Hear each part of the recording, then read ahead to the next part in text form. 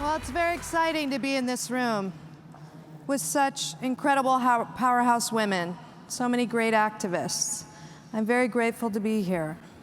I'm grateful that you are here, that we are here together fighting the good fight. I want to acknowledge my friends, Norino Farrell at ERA Advocates and Kamala Lopez, the director of the upcoming groundbreaking documentary Equal Means Equal, for being great champions for the women of America. Thank you for welcoming me back to Texas, Austin, a city I love, full of people that I love. I shot boyhood here every year for 12 years. Austin's in my heart. Well, this is it. This is our time, or it could be if we really want it. I stand here at a critical moment for us, American women, as the largest voting bloc in the nation.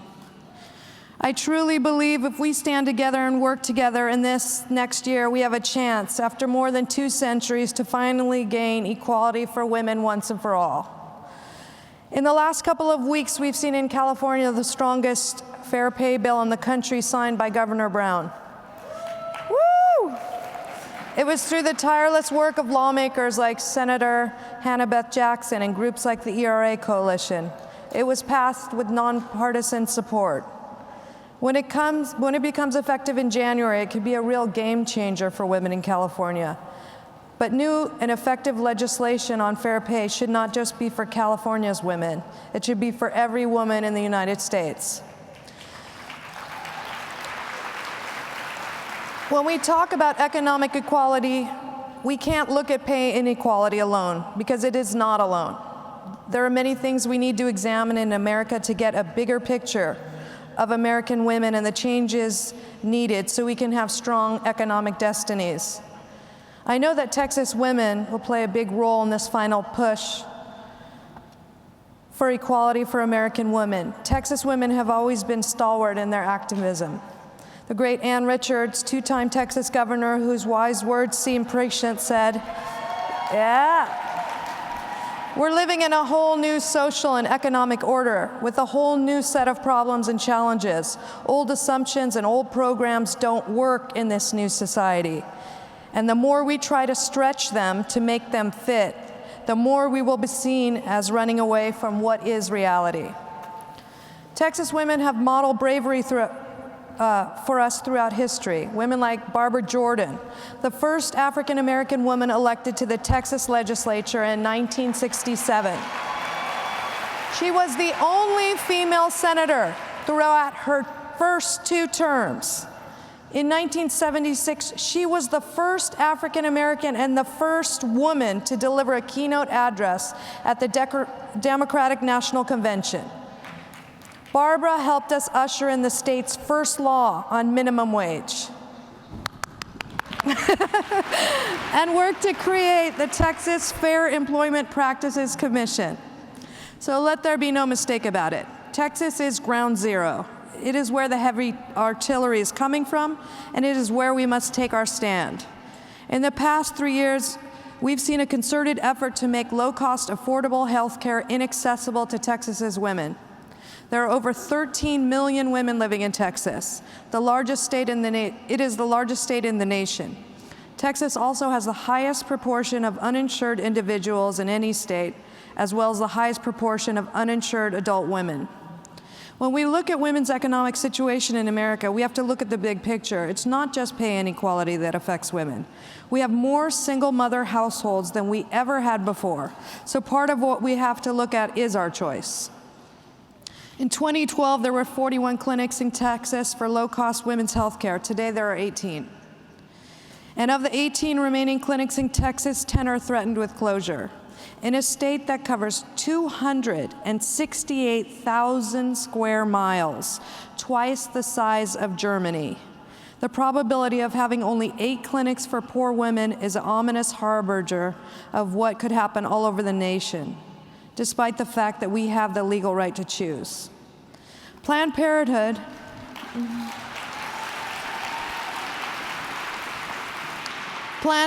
is often the only place that poor men and women have access to health care in America.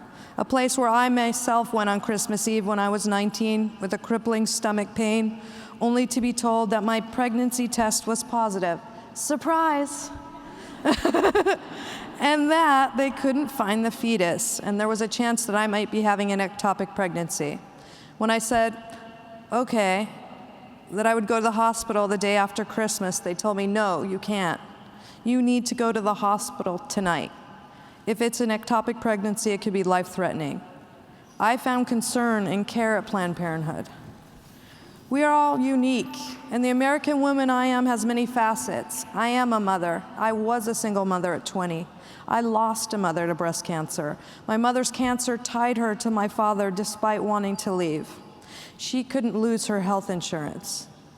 She was economically bound. I lost my mother, my underappreciated mom, my underpaid mom, my mom, like so many others in the United States, bound to stay by circumstances. How many mothers stay in circumstances and situations where they can't leave because their hand is forced by brutal economic realities?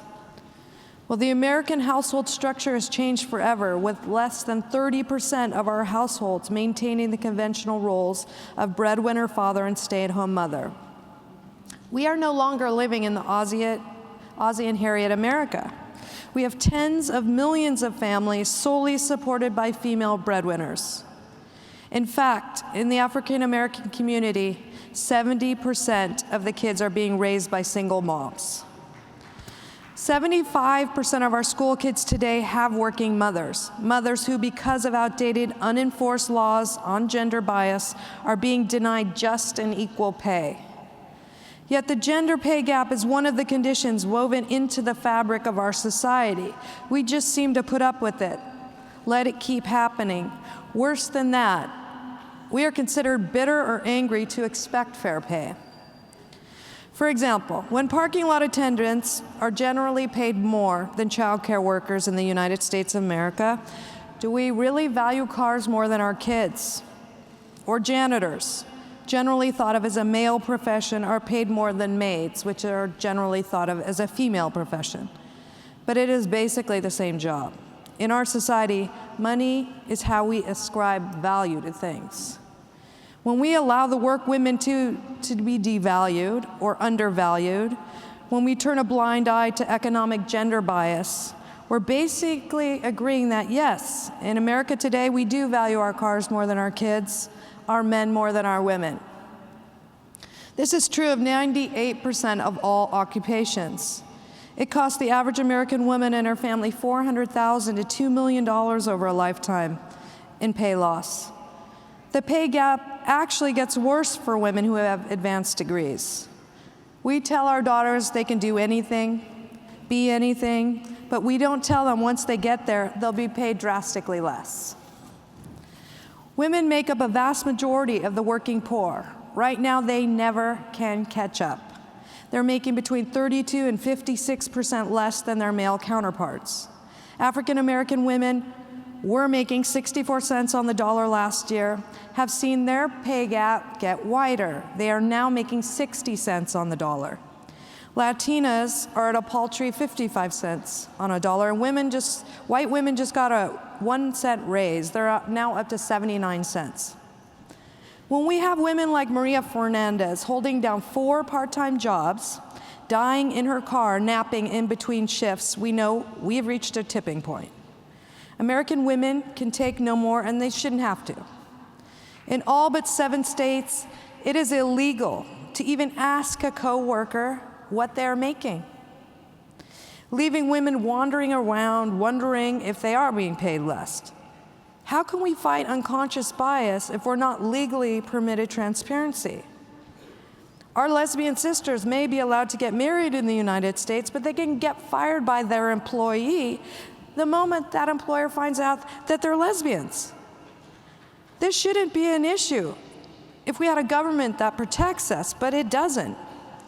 Look, our trans sisters can barely get jobs. Trans women of color are barely surviving, many living in deep poverty, surviving on under $10,000 a year. And women aren't going alone on this, nor are they the only ones to suffer. We have tens of millions of kids. are struggling with them.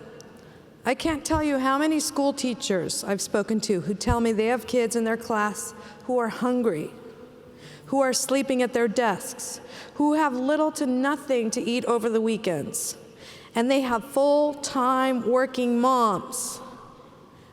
That's who shows up for those parent-teacher meetings. That's who's bringing home the bacon every day. We are in the richest country in the world, but 1 in 5 of our children are going hungry. It's disgraceful. It's unacceptable. American women and the children they are supporting deserve more. They deserve to be paid their full dollar.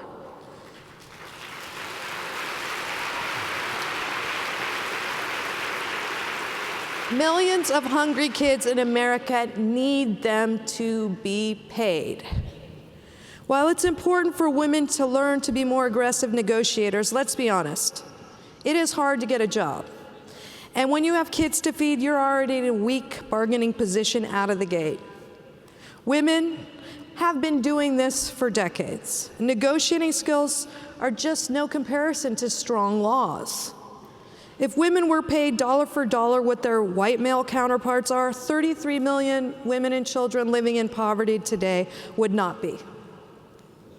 Can you imagine making that positive impact by doing just the right thing? Giving women equal pay? How could anyone in his or her right mind be against that? In fact, anyone who understands economics can see what a huge opportunity that is. We are 51% of the population and 51% of the vote, and we have given birth to every single person on the planet.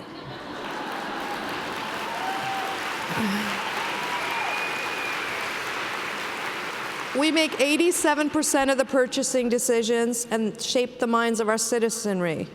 We're not doing anyone, including our species, any favors by allowing this backwards and outmoded status quo. It's a hard truth that we never passed the ERA, the Equal Rights Amendment. In America, the richest country in the world, is one of only 9 countries on earth that doesn't have equality for women as a provision in their constitution. I know you all know what the ERA is and why it matters, but many young people today really don't. The ERA is short, stating equality of rights under the law shall not be denied or abridged by the United States or any state on account of sex. There are young people out there who think we're covered, that at least in practice, they think in America we're protected by the 14th Amendment, but they are wrong. If you don't believe me, here's what our seated Supreme Court Justice Antonin Scalia said at a law conference. Certainly, the Constitution does not require discrimination on the basis of sex. The only issue is whether it prohibits it. It doesn't. Nobody ever thought that's what it meant. Nobody ever voted for that. What is the fallout of not having constitutional protections? Well, as of now, women's rights are all contingent on whoever happens to be in government at any time. That means whoever's in office and whatever laws they pass or repeal will apply to you. The ERA is important. The legal system is much more stringent in upholding our protections when they're supported by constitutional law. When it comes to justice for rape victims, only 7 out of 100 rapists are arrested, and only 2 will ever see a single day in jail. Now, why is the most violent crimes known to man have been allowed to go unchecked? Why is there little political will or funding to stop this epidemic? Could it be because rape disproportionately affects women? And as we've seen, women's issues just take a lower priority automatically, without any question or notice. We've seen obscene numbers of rape kits nationally, possibly in the hundreds of thousands, gathering dust, going for decades unprocessed. Some thrown away completely to make room on crowded shelves. Kits that held the DNA of serial rapists who went on and on to reoffend. Thankfully, a few weeks ago, the Justice Department said they will allocate money to test backlog kits, and that is great. But here's where we really have to look. This is where the devil is in the details. Rape laws are confusing patchwork from state to state and even from hospital to hospital.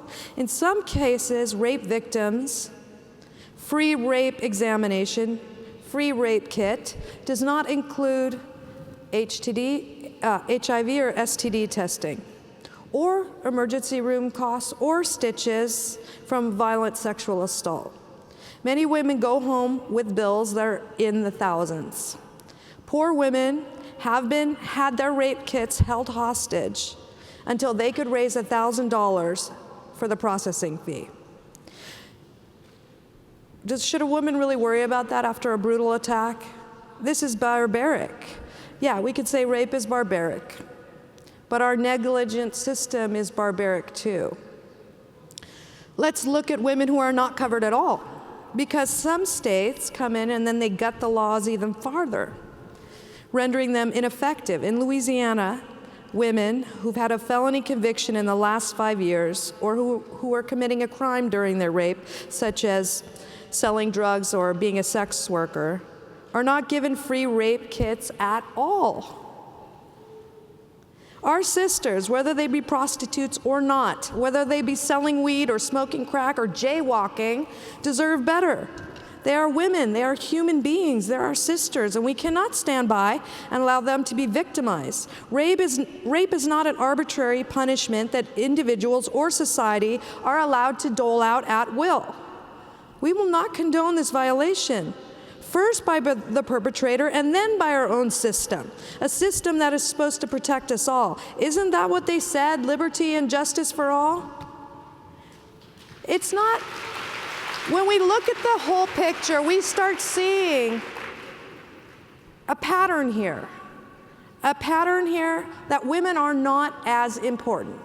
They're not as important for laws to ensure that they're paid fairly. They're not as important for legal justice. Human trafficking is another area which women are primary victims. The industry is alive and well in all 50 states. Human trafficking is the second most lucrative organized crime in the nation after narcotics, bringing in $9 billion a year. These crimes are reaching epidemic proportions, and the average age of a trafficked girl is 12. But unlike the war on drugs, where the US government spends millions and millions in taxpayers' money annually, the fight against human trafficking is drastically underfunded. There are less than 50 beds for victims in the entire country. Many of these kids are then put in prison because there's nowhere else to put them. They are not a priority. They are invisible. And I think we all know why. Again, the majority of the victims are female. We need more funding across the board and stricter laws. And we need the ERA because our 12-year-old daughters matter, and we will fight for them.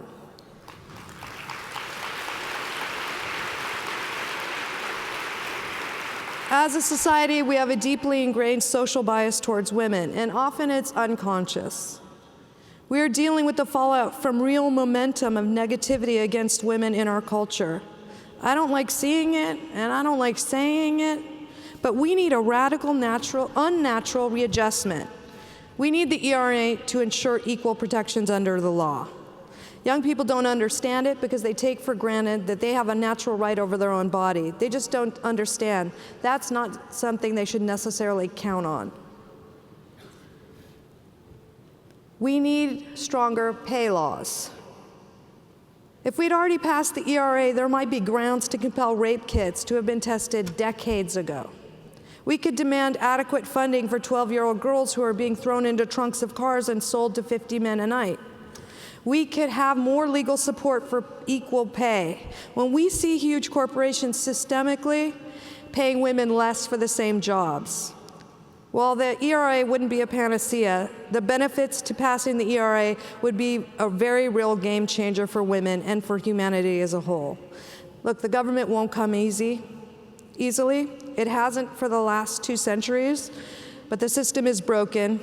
It can be and must be dismantled, reconstructed with the understanding that we can't just talk the talk of opportunity or equality. The women of America are like a great oak tree that has branches breaking off under this burden. So come on, America, put your money where your mouth is. Pay up. We need equality, and we need it now. American women have mouths to feed and rent to pay.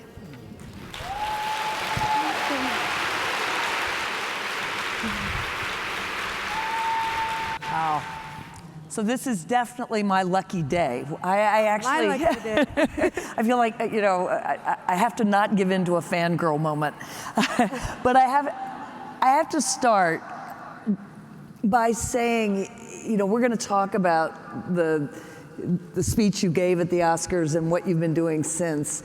But I want to start by also saying you won that Oscar for Best Supporting Actress for a movie in which you allowed yourself to age naturally over 12 years. And that, for a woman actress, just takes extraordinary courage. So I want to start right there.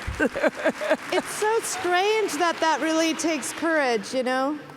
I mean, it is just natural.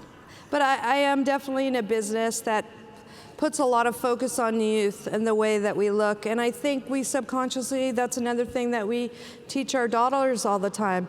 I'm not a big person to believe in shaming girls for dressing provocatively or any of that, because I actually understand it. Yeah. A 14-year-old girl who's dressing slightly provocatively is doing it because she wants the attention of that 15-year-old boy or that other 14-year-old girl she's got a crush on. It's part of the mating ritual. So I think we're also sometimes, this pendulum keeps swinging, and instead of accepting our daughters completely and looking at the bigger picture, we focus on looks too much in either way. And I will just say, as the mother of 2 teenage boys, I had no idea how long it could take a boy to get ready for school. I mean, every hair gets separately combed. So, you know, women may express that differently, but the guys are trying to impress the girls just as much. So I have to ask you, did you plan to say that at the Oscars? Did you sort of think, if I win, this is my moment to highlight this issue? Or was it more you're up there and the whole world is looking at you and you care passionately about this? Well, I knew I definitely was going to say something about it. What I didn't know was the whole process of the night. So I didn't know there was going to be a backstage area, and I didn't know I was going to feel like fainting and shaking and vomiting afterwards. I didn't know that I was going to be waiting out there, drinking a bunch of champagne, getting drunk by the time I was back there. But I knew I was going to talk about pay inequality, and I was going to talk about equal rights, because I won that award for this woman, like so many single moms, who had to keep moving her kids. They were going to new schools, subconsciously getting into relationships where she thought there was more stability for her family. And I just thought how different her life would be if she'd earned her full dollar, and that no women should be in that position anymore, that it's so strange that we're in this position in 2015.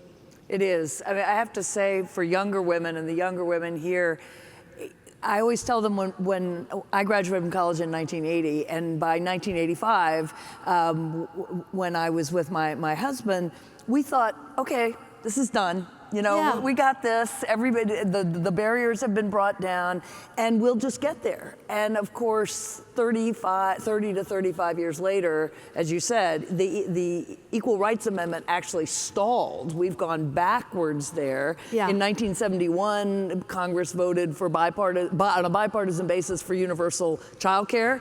That's nowhere near. So, I mean, why do you think we've gone backwards in some ways?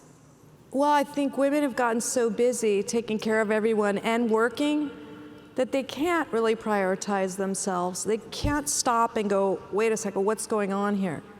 I think we need to shift our mentality and see, by taking better care of ourselves economically, legally, providing ourselves with these protections, we will take better care of our families and the community as a whole. It's strange. It's like, I feel like women are constantly apologizing. People are uncomfortable to talk about pay inequality. We've taught our girls they can do everything, they're just as good, as if they shouldn't have that whole conversation about inequity. And that at the same time, we're taking away choice in certain areas. There's 25,000, I think, unplanned pregnancies now this year in Texas because of the closing of clinics. A majority of those kids are going to be raised by single moms. And yet we've pulled away all these public support systems, like cut off welfare. We don't have, you know, when women worked, when we had Rosie the Riveter, and men went off to work in the war. We had free childcare in America Exactly. for women who worked. Good luck at that now. Yep. You work and figure out your childcare. And for low-income women, they're barely making more than they're paying in childcare. This is a whole broken system, and we really have to shore up women and make sure that they can afford this new burden of responsibility that they have. So I want to come back to exactly that, how we think about systemic change, because I completely agree with you. This can't be done by individuals. It can't just be done by companies. It has to be done by all of us.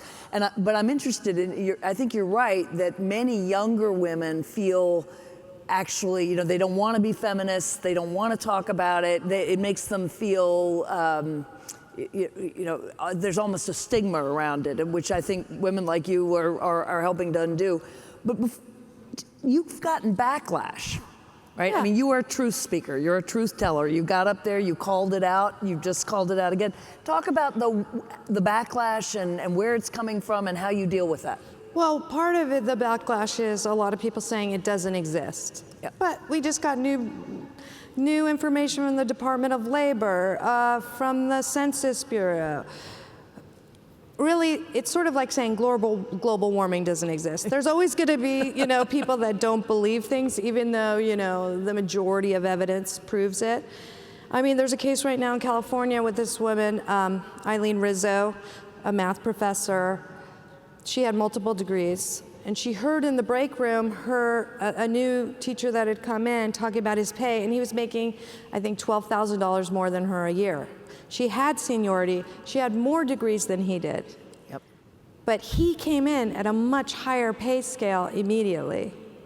So that's a whole case in court right now. There's CEOs like Mark Benioff of Salesforce. Right. Now, he had some of his female employees say, we want to look at gender equality. And so they are going through a whole self-imposed company audit to make sure that women are making the same money as their male counterparts for the same jobs. But it's a rare sort of CEO unicorn that's actually going to make that move. Right. So luckily we have this new law in California. Of course there's going to be some figuring out how it works, how it doesn't work, how to tweak it. But already big corporations are contacting lawyers and saying, wow, we just realized we are paying this female $20,000 less than this other male manager, and we didn't know we were having discriminatory pay practices. So a lot of it is ignorance, and convenient ignorance also on the part. So we're going to have to force laws where we really have to look at this, and it has to be unnatural. It has to be a real shift in the way we've been doing things. And I think that part of it is exciting, but we need something more federal. Right. So it's interesting, though, you point out that transparency can get us a lot of the way there, right? Because one of the things that I was on a panel earlier this morning, and Patty McCord from Netflix was saying, if you don't know what your colleagues are making, you can't fight it. And so, but this is an era of open data, open government, open source. We can push for open work, right? For open pay in a way that says, no, not everybody should know exactly what everybody else makes, but a corporation could be forced to look at, are they paying women and men the same for equal work? And that takes the burden less off the individual woman. There are also sites like Glass Ceiling where people can anonymously put what they're making. Yes. To let others know. But again, there's a lot of states where you can get fired just by asking another employee, and that's a very strange, draconian concept to have. But I think we do need to compel companies to look at this. It's not just gender, I mean, it's race and gender. Yes, of course. And oftentimes they come together. But also I think part of the backlash was backstage I was trying to appeal to great leaders in other civil rights movements, like, what's happened with the women's movement? Why has this stalled out? Help us here. Help us out.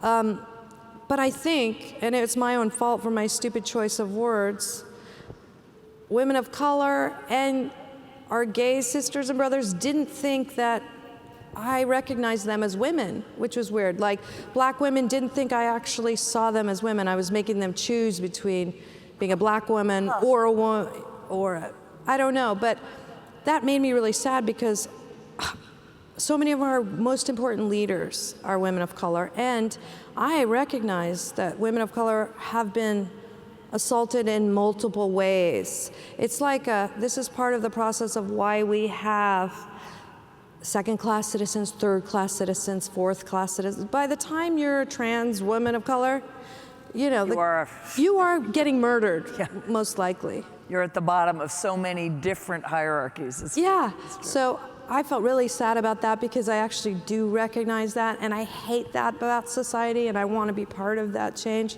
So that made me really sad, and I blame myself for my choice of...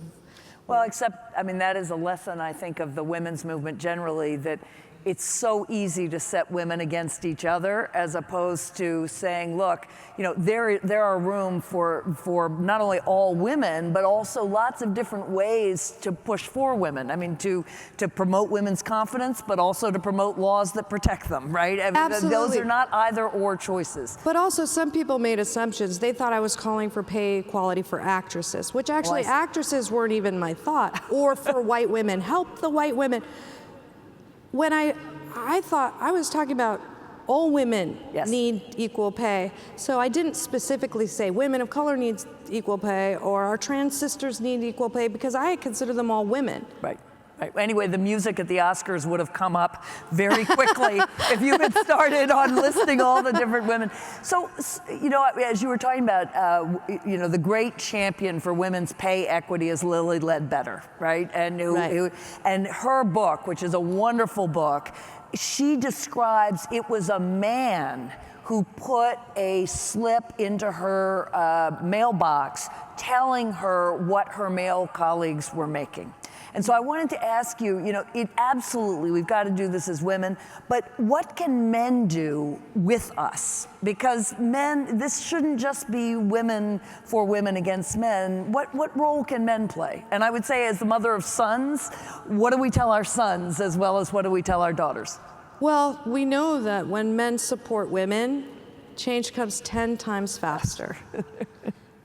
And I don't know about you, but I feel like I'm actually kind of this troublemaker, and I feel confident to have a voice because my father taught me and supported me and told me it was important for me to have a voice and to care about other people. And of course I have a son. I mean, it's strange, sometimes I resist talking about it because I think we've been trapped in this circle of apologizing for feminism or apologizing for women's rights as if that immediately means man-hating, and I think it's sort of like, that's not a real argument. No.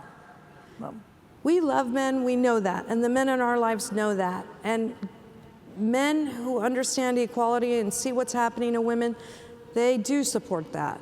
I think it's just about looking around you and participating and understanding the America you want to have and supporting your fellow human beings.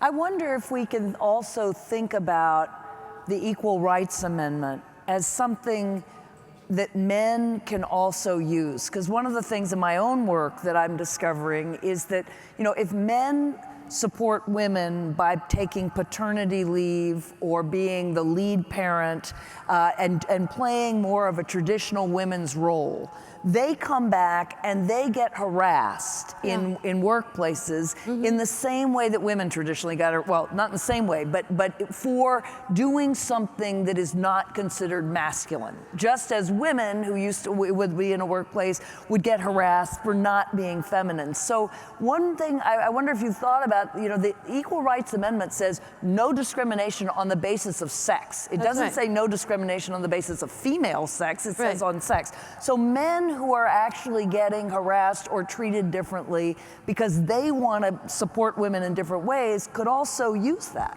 Look, a lot of these things are actually, they're not experimental. They're already happening, like in Europe. There's already a strong support for the family unit. Right. And an understanding that fathers are going to participate in bonding with their newborns and having time with their family. I just think we're a little bit behind in this concept of the family. The family is the base of America. Yes. Yes. Whether it's a single family or a blended family or a divorced family, this is the American value, is keeping, when they know from studies with newborns, emotional, mental well-being in the long run, it's important, their earliest time, their bonding, exactly. their human care. We don't want a society of sociopaths. We want people who have their needs met when they need them, when they're tiny babies, and then they're good. Exactly. And we do need, we now have neuroscience that shows for the first 5 years of a child's life, and really throughout a child's life, but for those first 5 years, you are not just teaching that child things, you are shaping its brain to determine what a boy or girl can learn for the rest of his or her life. And men and women obviously participate equally in doing that. So I love the way you focus on family are people you love, and they are the foundation of everything else we do. I think that's a way of thinking about this that says equal rights for men and women, that is not one against the other and is not anti-family. Yeah. I mean, look, I would love it to be the day where I don't have to talk about women's equal rights or women's equal pay. Let's just get there. If it bugs you, if you feel like we're nagging, great. Let's just pass all these laws and be done, and let's talk about other stuff. But until then, I'm sorry, I got to keep talking about this. You do. Do you have support in Hollywood? Are there other, because obviously, as a celebrity, your voice carries in a particular way, and in terms of the sort of the role models and the images of family we see, do you have more support, do you feel, among other actors and actors for these issues? I think there's a lot of people that are talking about these issues, and that's really good, and examining it in Hollywood. It's one of just 98% of the occupations this is happening in. So Jennifer Lawrence has been talking about, which is great, to be having this conversation and about negotiation and all of that. And then there's women like Laverne Cox, who are really powerful activists. There's many activists in many different areas that really are bringing their voice all the time. Patricia Arquette has done so much important work on rape and these rape kits, and she's been pushing that for years. So there's a lot of incredible activists. Do you think women politicians will push more for these issues than men? Well, part of what I think we really need to look at is voting records, and we need to start holding people accountable and going, wait a minute, why have you voted against every single fair pay law that's come across your desk? Why is this acceptable? And we have to hold them accountable, because you know what? Your check, your money in your bank account depends on it. Yep. I think that's right. It's been very striking. Yes, by all means. So, one last question.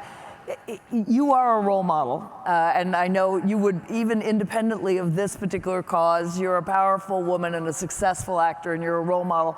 And you've been a very important role model on this issue. Who are your role models?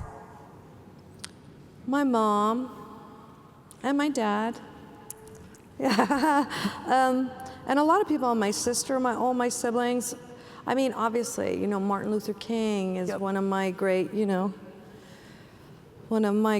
Jesus Christ. There's some big hits out there. And certainly there's a lot of women activists also that are there. But I think really I'm meeting some of my biggest